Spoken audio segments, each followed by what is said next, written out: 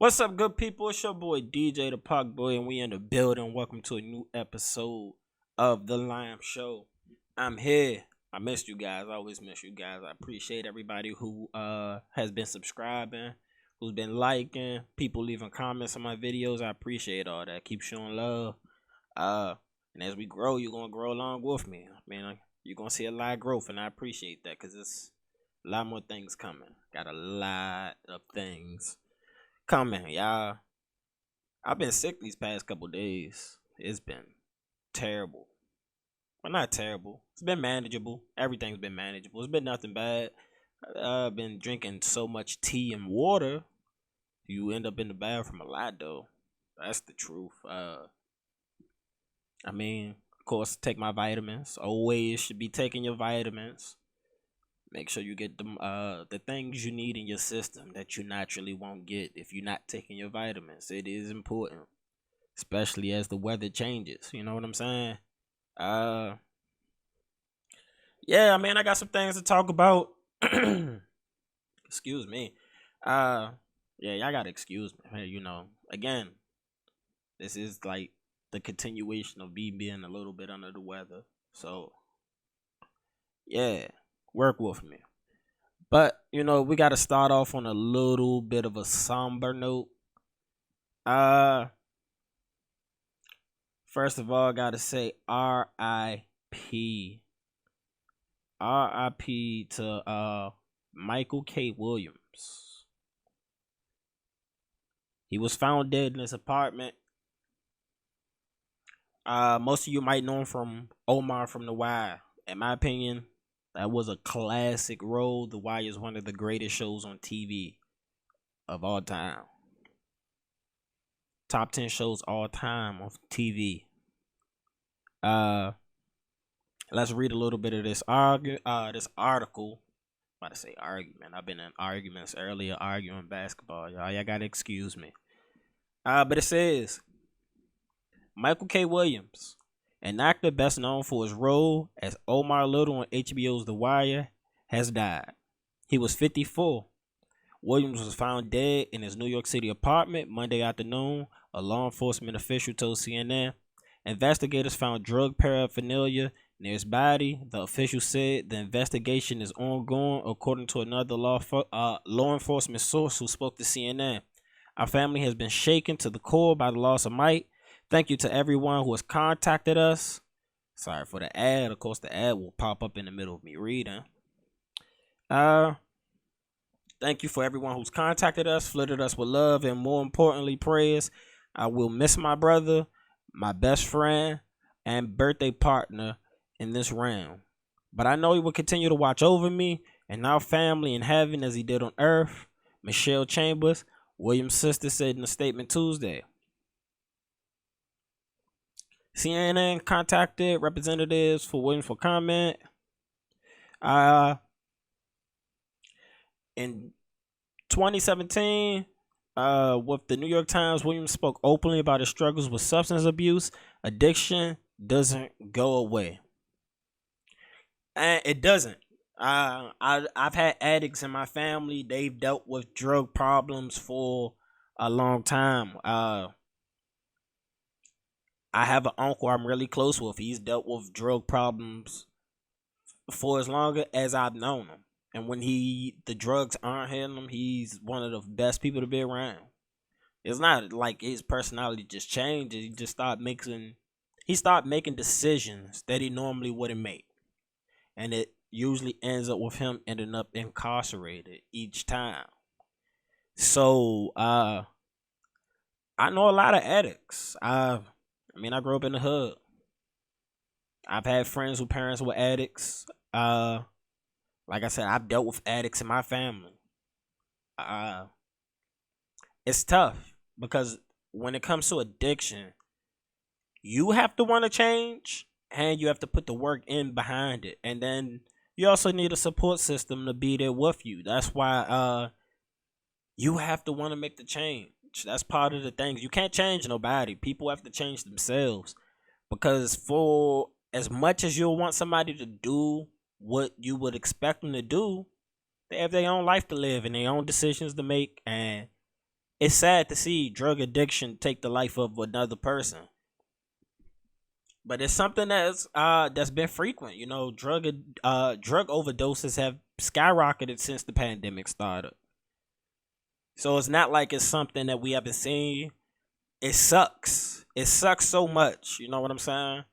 Let's get back into this. Says Williams, a Brooklyn native, most recently appeared in HBO's Lovecraft County. I've actually saw, Lovecraft. I saw him in there. I didn't finish up the season. I did not finish up season 1, but I did see him in there. He had from what I seen, it looked like he was gonna have a pretty big role in that show. So, that sucks. In the series F is for Family, I've seen like a preview of that on Netflix. I have not watched it yet. I maybe will check it out one of these days. He became an almost iconic figure for many thanks to his role in The Wire as Omar Little, a shotgun wielding character who made his living robbing drug dealers. He definitely did. Omar, for the role he played his role. He played the role of Omar. You know what I'm saying? If you haven't seen The Wire, go watch The Wire. I'm just gonna recommend that.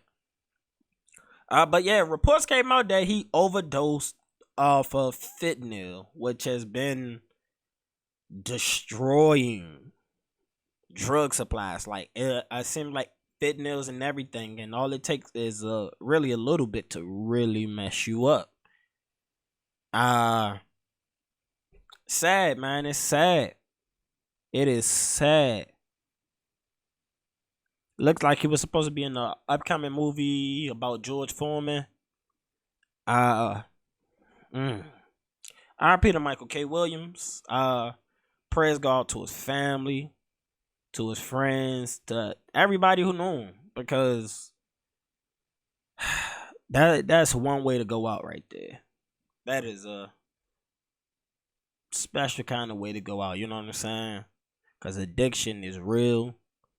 And you can be addicted to more than just drugs. People have food addictions. People who have addictions to sex. People have addictions to excitement. The adrenaline rush. They're wanting to do things to get that rush.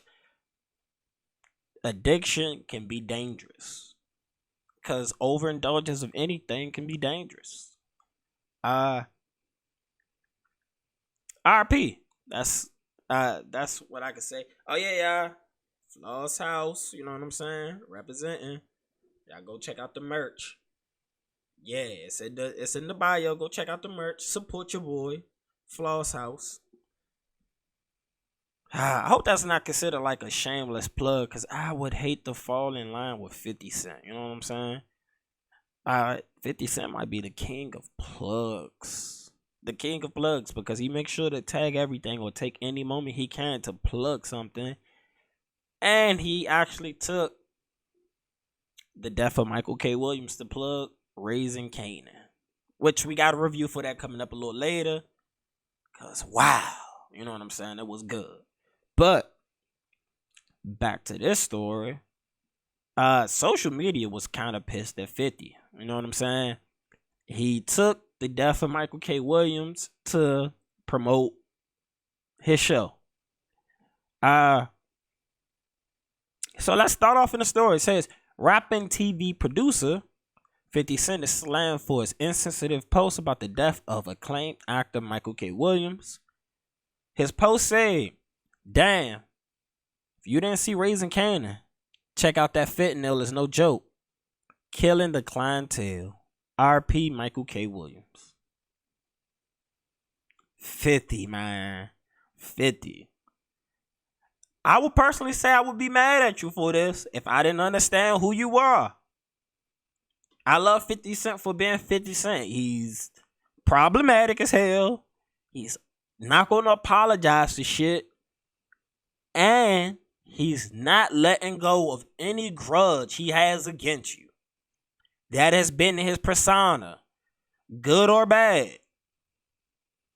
Good or bad.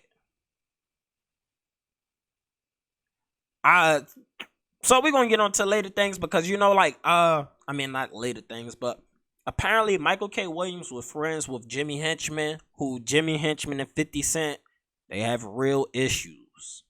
They've had real issues. And because Michael K. Williams apparently is friends with him and has supported him, 50 took offense to that. 50 he almost died because of street stuff. So in his mind, it's either you're with me or you with them. You know what I'm saying? Most people in life aren't going to have the experience that 50 Cent has lived to where you're shot 9 times. When you have your life on the line, he did that. So the way he's going to maneuver, I know other people have been shot before. They maneuver usually different. You make 1 or 2 things in life after you survive a shooting. People either decide to try to get as far away from the situation as they can. If they can, they try. But then I would say majority of the people I know, it makes them hardened. It makes them go harder in the streets. You're a hardened person after that. Now it's like kind of for keeps. It's either kill or be killed. And that's the mentality that 50 Cent's going to live with. There's no way to turn that off switch in his mind. They tried to kill him. And he had real issues with Jimmy Henchman. Do I think it was the right time for him to post something like this? Probably not. But again, it's 50 Cent. He's going to take a chance to let people know if it's up with me, it's stuck with me for life. Like his show title. So we're going to continue. So this was a post from, I guess, a while ago when somebody actually brought this up where it says 50 Cent has a new Instagram beef. The rapper attacked Michael K. Williams on social media after the HBO star defended incarcerated music executive James Jimmy Henchman Roseman, who was found guilty last year of hiring a hitman to kill a pile of 50s. So again, you're friends with somebody who just killed somebody that I'm friends with. It's up. Like, I don't have to physically see you or anything like that, but he didn't have to take that time to throw him under the bus, but it's 50 Cent. That's what he does. That's why we watch his shows. That's why we like 50 Cent. At least for the contingency of people that I know that like 50 Cent, this has always been him. So, I can't be mad at him for doing this. Is it distasteful? Yes. Would I do it? Nah, because guess what? I can just, if I had an issue with you and you end up passing, I could just celebrate the fact that I still have life. I'm still here for another day. I'm appreciative of life like that, Every day you wake up, even with the trials and tribulations, it becomes a blessing because life is a beautiful thing. When you minus out all the bullshit, life's a really beautiful thing when you can minus and minimize the bullshit you deal with. So on 50 Cent's official Facebook account, he put up another caption. It said, new caption alert. Hey Jimmy, your man OD'd. With laughing face emojis. 50 Cent ain't letting things down, but Twitter definitely was not on 50 Cent's side. So, they definitely attacked 50 after this. Somebody came out and said, good morning to everyone except 50 Cent. Somebody said 50 Cent is so petty, like, wow. I'm not surprised, but it just confirms that he has zero decency, or rather, no empathy for people. I don't know if it's because he got shot 9 times and lived to tell a story, but he's truly chaotic. Somebody said when 50 Cent died, no one will celebrate him. He's a disgusting, immature man. See, I wouldn't say that, man. I would not say that. There are going to be a lot of people who celebrate 50 because, a lot of people got 50 ranked high with Get Rich or Die Trying. That's probably the greatest rap album beginning to end ever. And it's a lot of songs. Slaps. Come on, y'all. Come on. Really? 50 Cent literally has one of the greatest rap albums ever. People will miss 50. He has some of the best entertainment product out right now. People will miss 50. I mean, if y'all was already mad, y'all should have never supported anything he did because he's always been this person. He didn't get on and switch up. He's always been this person. They considered him so toxic that nobody wanted to sign him for so long. He had to go get it on his own and bring everybody back around. So, I mean, hey, I understand. 50 Cent will push buttons. He's always pushed buttons. Do you expect him to change? Not right away. It's 50 Cent, baby. What are you going to go change? That's part of his market ploy right there.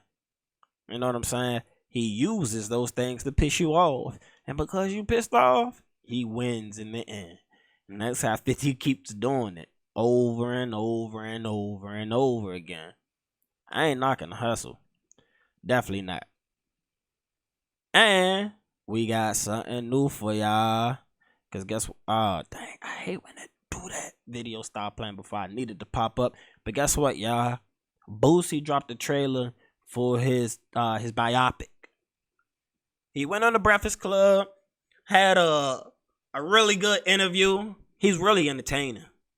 Boosie's an entertaining person. You know what I'm saying? I agree with most of his message, but again, you can't choose how people feel. You can't choose people's feelings. If you could choose people's feelings, everybody relationships would work out. But you can't do that. So guess what? That's why people break up. That's why people don't be friends for life. People change. Feelings change. Situations change. And you can't dictate how somebody's going to feel. Ever. But I love me some Boosie. You know what I'm saying? I went to school in the South, University of Memphis. Shout out. Memphis is like a second home to me. I feel like it helped grow me a lot. You know what I'm saying? So shout out to Memphis. Even though I'm a DC boy. You hear me? But yeah, man. Boosie is a living legend. You know what I'm saying? He's overcome so much. He's bounced back and he keeps himself grinding. You know what I'm saying? And his fan base is real. That Boosie fan base is real, y'all, you know.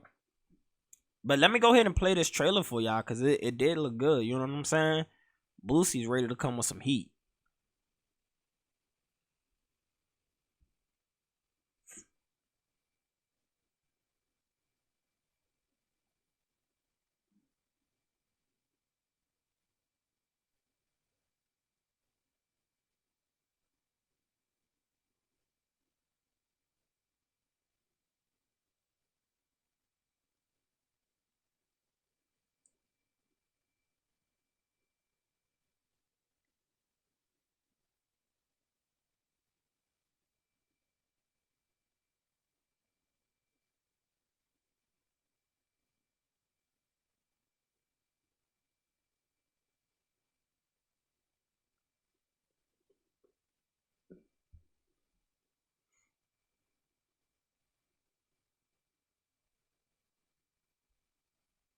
Yeah, I ain't gonna let it run back again, but I'm gonna let it play in the background while I go ahead and talk.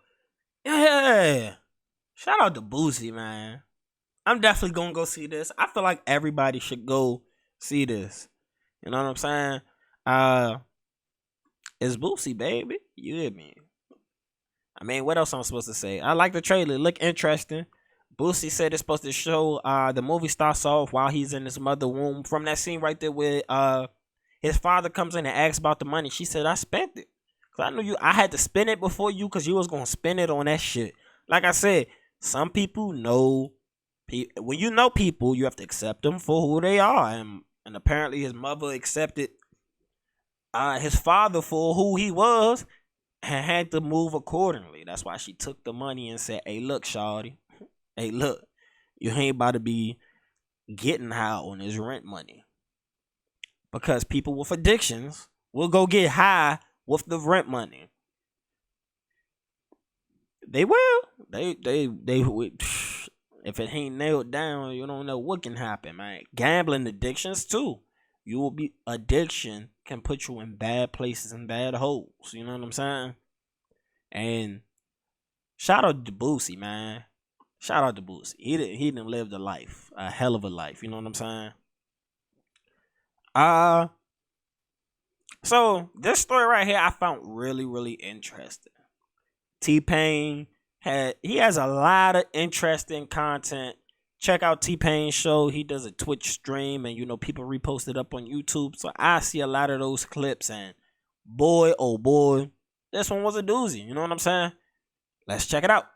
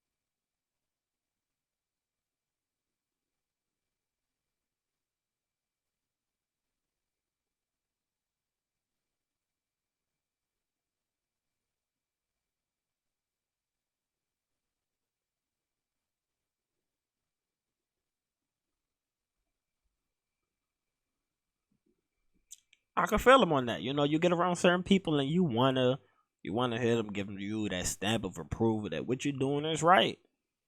This would just suck if this happened. You know what I'm saying? If it happened to me, it would suck. You know what I'm saying?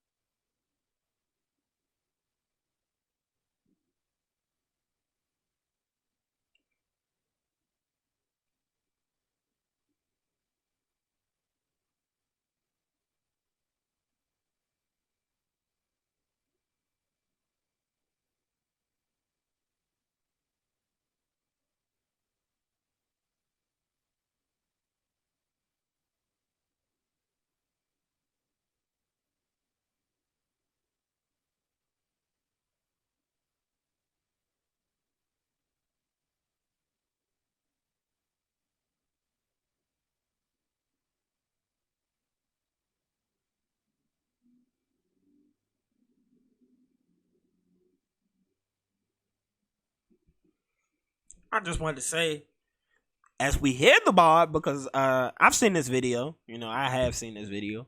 We're gonna hear Kanye's version, and I know Kanye's version off the top of my head because when I first heard that bar, I was like, "Ooh, Kanye came with that heat." Crazy to know that he OVO he gave T Pain that OVO can't. Sound like Good Music was the original OVO can't. Had people come in, work, don't drop their versions, and then take a little bit of the sauce. That's been some of the accusations that we've heard after Donda came out. Kanye likes to work with people, don't put out their stuff, and then take a little bit of the sauce. That's why I think T Pain came out with this to give people an example of it. You know what I'm saying? T Pain, that ball was cool, but you did not deliver it like Kanye. You Quentin Millered it for Kanye being Drake on this one. You know what I'm saying? You was Quentin Miller. He was Drake on this one. We just got to establish that right there. That's how it went down. He was who he was. You were who you were. And he said, I like that. Now let me go ahead and make it hot.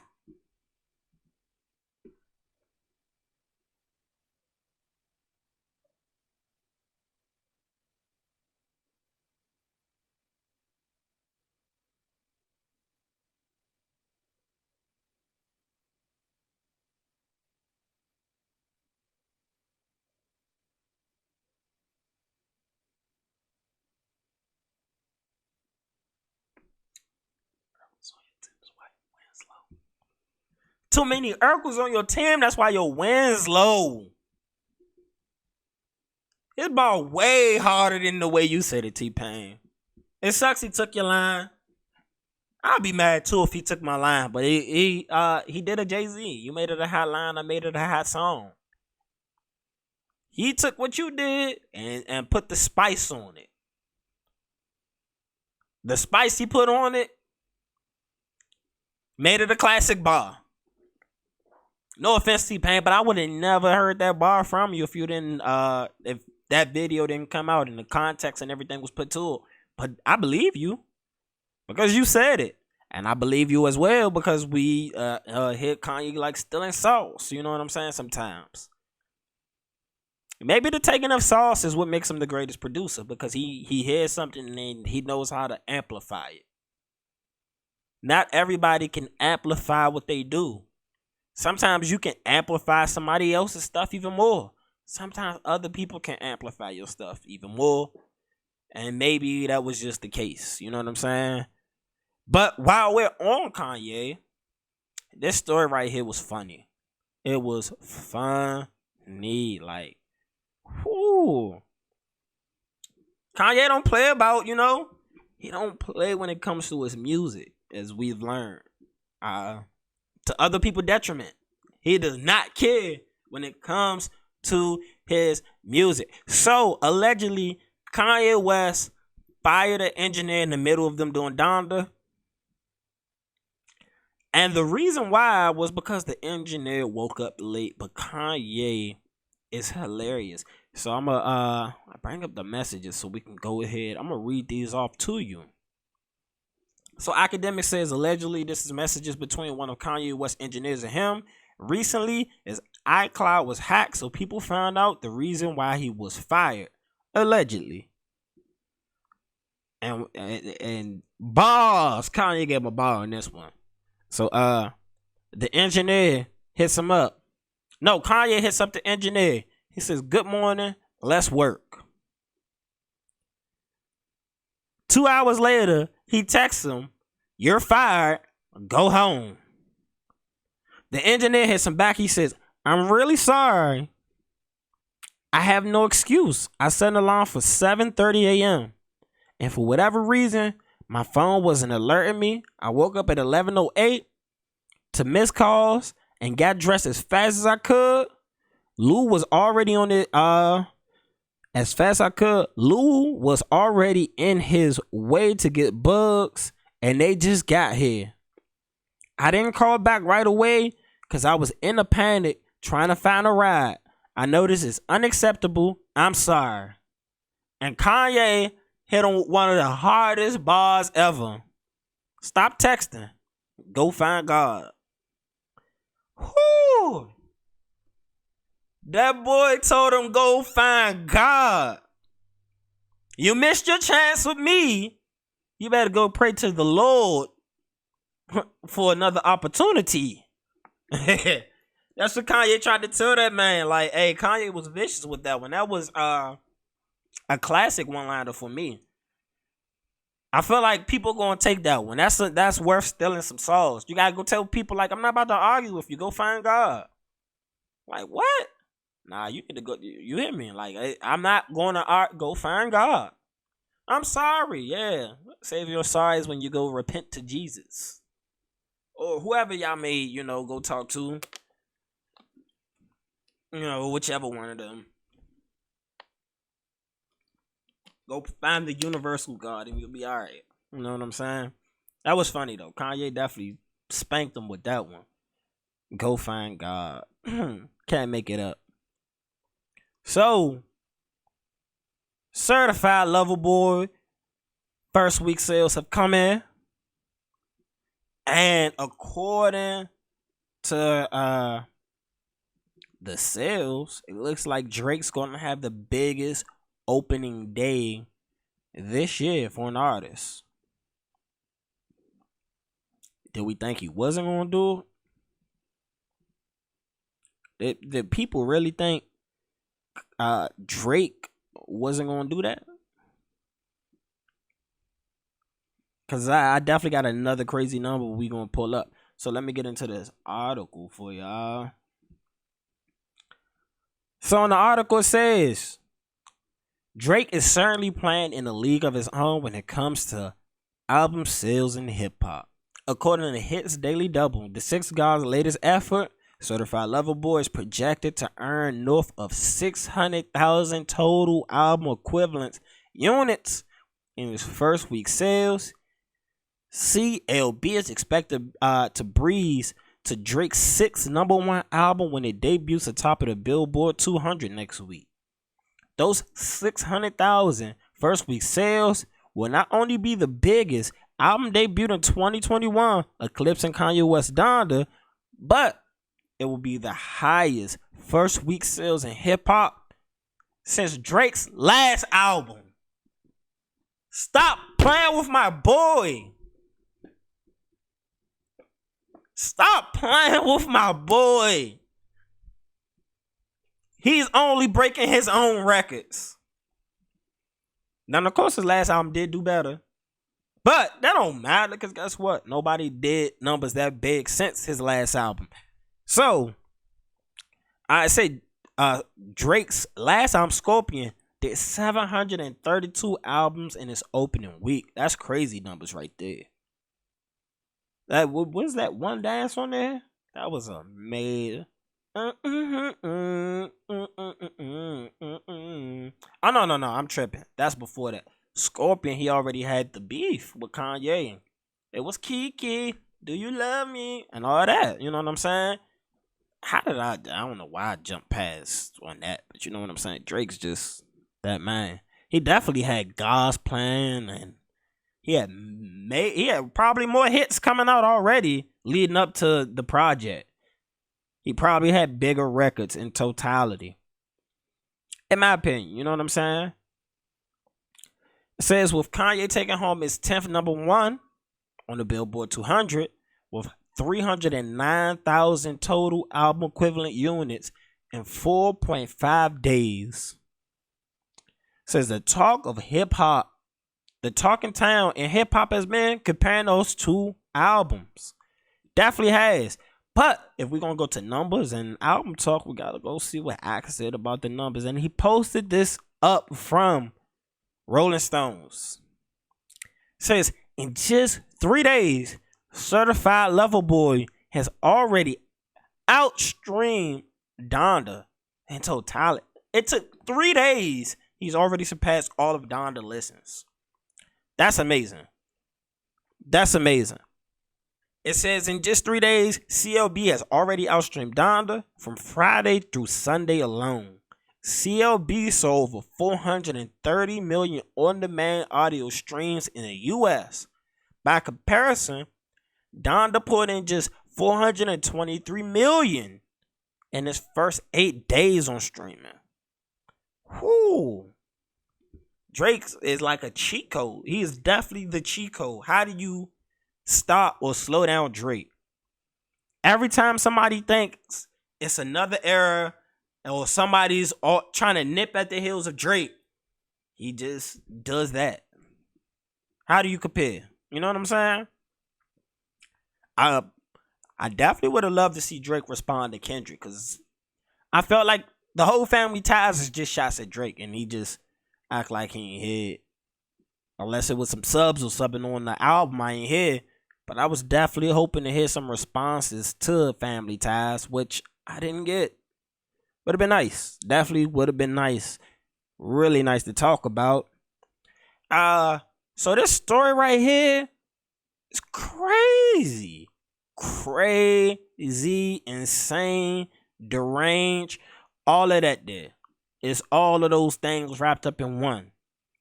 So apparently there's been a 911 operator in New Orleans who has been accused of hanging up on people. She's not taking information. She's knowing you're in trouble. She just hangs up the call. If that ain't a piece of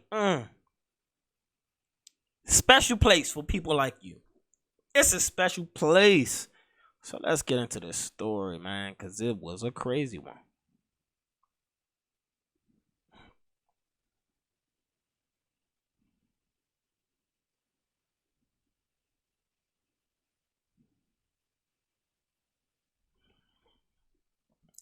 Precious Stevens.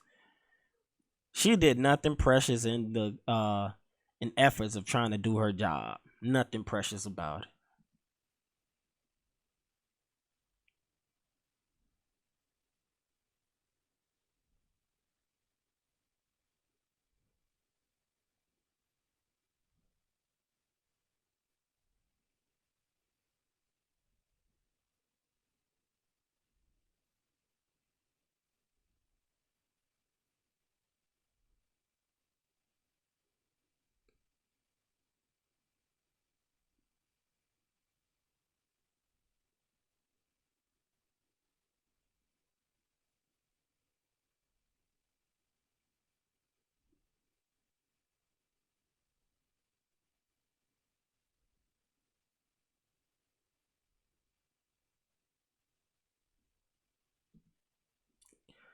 Yeah, that's wild.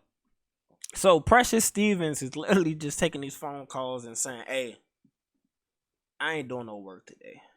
Click. Who raised you? As TK Kirkland would say, who raised you?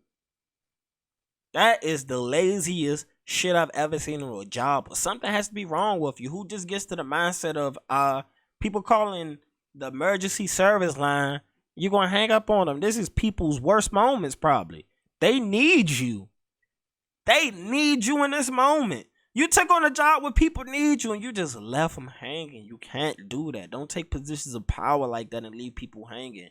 You become the scum. Scum. You're nasty for that. Like, I hope nobody died or had any serious injuries because of her, because she should be an accessory. She should definitely be considered an accessory to murder if that's the case. Because you can't do that. It's crazy. It's ludicrous. It's insane. Deranged. All wrapped up in one. I'm definitely going to keep y'all updated on Precious Stevens. That's crazy. Crazy. But it's time for some TV talk. And I mean, this has kind of been the theme here, giving updates on Raising Kanan, because that's been one of the things I've consistently been watching. That's up to date. You know what I'm saying? I've been going to like some older stuff, running it back. You know, some really good shows from back in the day. But I figured y'all would want to stay more current. I'll start giving recommendations for older things as well. I guess that'll be fair. People might want some throwbacks to go be able to run through. You know what I'm saying? See the whole thing from start to finish and not have to wait a year in between seasons. Could be a good idea. Go watch The Wire. As I said earlier, that's something great. But yeah, I'm Raising Kanan. Spoiler alert, spoiler alert. She gone. The white girl, she gone. That fentanyl ain't no joke. So Kanan thought he could be a big dog, and he said, I'm gonna go ahead and cook up the crack. The batch of crack he made had everybody dying. You cannot make product to sell that's gonna kill people, because if you're selling any type of product, you need repeat customers. He was not getting y'all repeat customers when he stepped on it with fentanyl. They were dying off. And the little girl that he in love with, I felt like she was trying to tell him, she, dropped the dime a little bit on him. But he ain't get a chance to because he's so smitten. That boy smitten. Before he had the kitten, he was smitten. But now that he got it, oh, my man, ain't shit you could say about, what's her name, Dina? I think it's Dina. Something like that. There's nothing you could say bad about her. But Kanan messed up. He tried to be a big dog, and he ended up cooking up a bad batch. Not only that, as the cops pulled up on him, he gives the little bit of crack that he had to his cousin, who in turn goes to meet the girl she's talking to, and she digs inside her book bag and takes the crack. She decides before she's going to go to her dance to hit the crack. And it hit her. And I feel like this is a pivotal turn in the storyline. Like, this is a huge turn because if you watch previous powers, you know, Jukebox became a savage. But if you watch Jukebox now, she's not one to be that person. She was trying to still live life. And, you know, she was in her survival mode, as you would say, because Marvin's a shitty father. He's just a terrible father. He's terrible. Like, if you've been watching the show, you would not want Marvin to be your pops. He is not a leader. Do not follow. You know what I'm saying?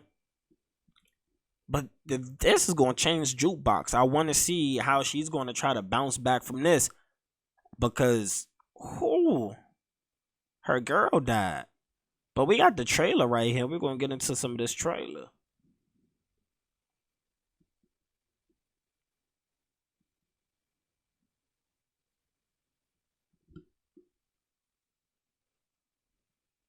That boy trying to get back in his son's life. Do y'all think he really cares about being in Kanan life, or do he just want that kidney? That's what I want to know. I mean, maybe he want to be in his son's life, but to find out, you know, you may have a son now after you had to look for relatives. Now you're really going to investigate and find out, nah, that's my son. Well, you been all these years, bruh. You should have knew that from the beginning when Cuz was locked up and you was hitting it. So I'm just saying.